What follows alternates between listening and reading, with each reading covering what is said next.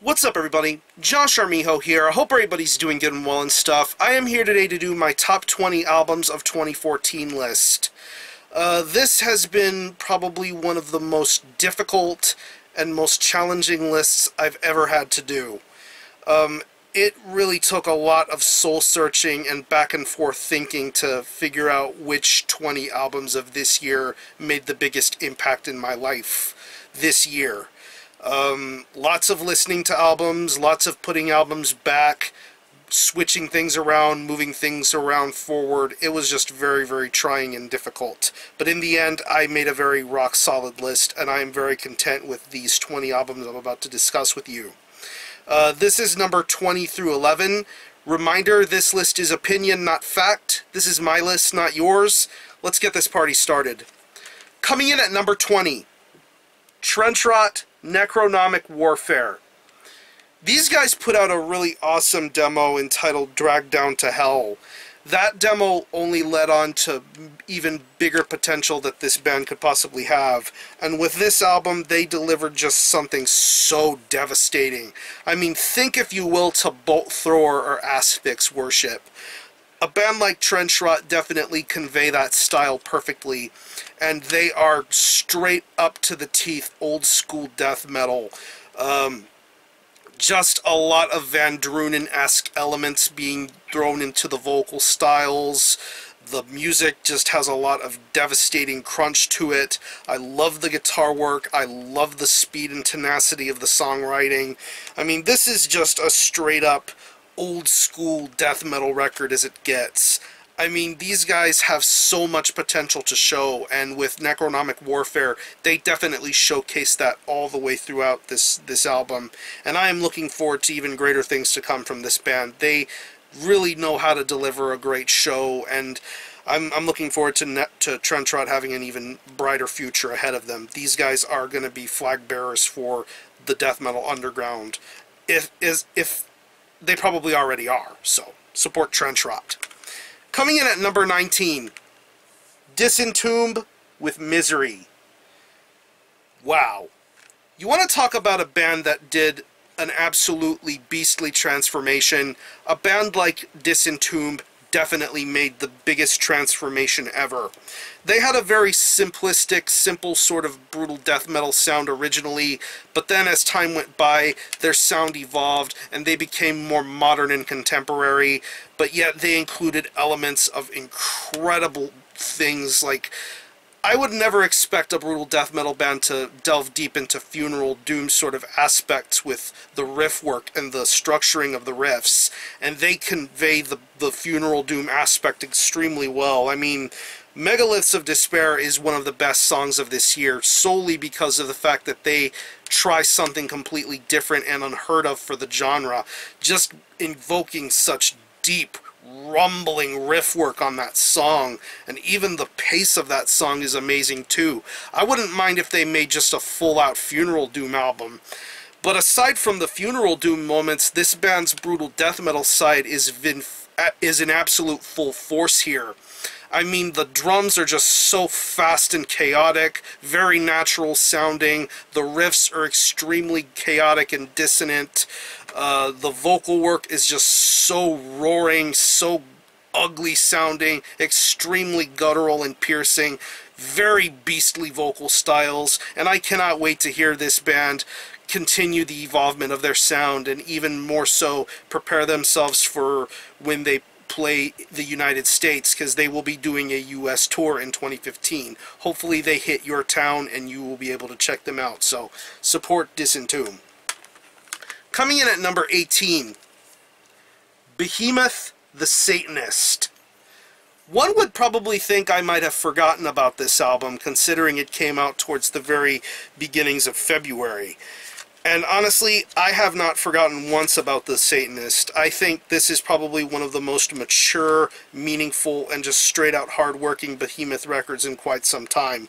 Of course, they've transitioned their sound very easily from straight-out black metal to more along the lines of a contemporary sort of Black Death sound. And with The Satanist, they venture into more meaningful and just straight-out philosophical territories. From the lyrical content to the delivery of the music, music, the great drum work, the smart and intelligent riffs, very evil invoking sort of stuff going on with the Satanist. I mean, you hear it on songs like Amen and Ben Sahar, just some incredibly deep and thought-provoking stuff. And I mean, even the Dennis Forska's artwork is really good too. I'm loving the detail that they brought forth with the artwork. Definitely something beautiful to look at if you ever see the booklet. Would have liked for the lyrics to have been better visible, but still, I think this is still one of the best things Behemoth has put out yet, and I am looking forward to seeing them with Cannibal Corpse towards the end of January. Coming in at number 17, Gravehill, Death Curse. Gravehill embody and ooze the heavy metal bastard sort of attitude when it comes to death metal, and Gravehill just know how to create some incredibly awesome music. You can hear thrash, death metal, heavy metal, black metal, just a great multitude of influences that this band just delivers, from the Chris Moyen artwork to just the straight out badassery that is just evidented on Death Curse. This is a hard-working death metal band, and they don't believe in gimmicks or craziness. They stand by what they do. They are a very hard-working death metal band, and they deliver some incredibly amazing songs. I mean, Open Their Throats, Crucified, Unending Lust for Evil. I mean, just some incredibly catchy stuff. I mean, Mike Abominator's vocals are just so ugly and vomitous sounding. He definitely commands your attention as the main guy behind the vocals, but the music itself is great. Very awesome old school drum performance, sensational riff work, just a lot of memorable things to be heard on Death Curse, and the Moyen artwork is just, once again, the Moyen artwork is just really awesome. So number 17 on my list is Gravehill with Death Curse. Coming in at number 16, Diocletian, Gesundrian. You want to talk about how to do proper war-themed metal? Diocletian deliver that extremely well here. It is just such a marvelous album to listen to. So very militant, story-driven, and yet these guys deliver some incredibly monumental songwriting here. I mean, the song Traitor's Gallow is probably one of the most important call to arms I've heard in a Black Death song in quite some time.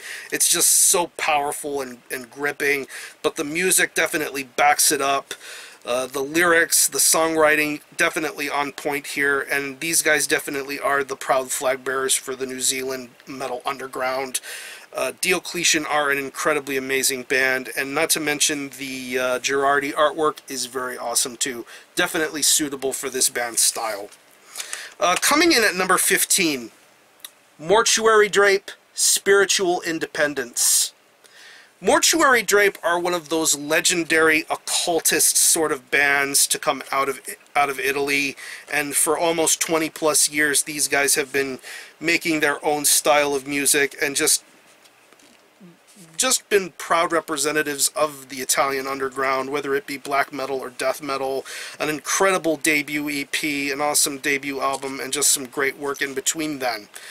This is their first album in over 10 years, and I don't think there's been an ounce of rust to be heard on this band. This is definitely one of the best things that Mortuary Drape have ever done.